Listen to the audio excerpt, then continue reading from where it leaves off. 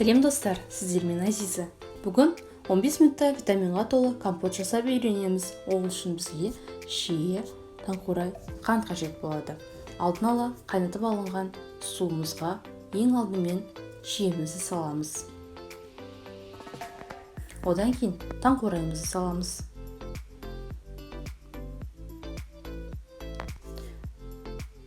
Төрт литрлік суымызға 200 мг қант саламыз. Ал сіздер өз қалауларыңыз бойынша қант мөлшерін арттыруларыңызға болады.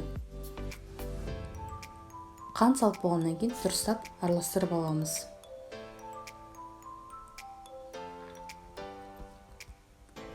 Міндетті түрде бір қайнатып аламыз. Бір қайнағаннан кейін компотымыздың түсі өте әдемі түске енеді. Дайын болған компотымызды салқын жерге қойып, ыдысымызға құйып ішуімізге болады. Өте дәмді, витаминға толы компот. Ас болсын,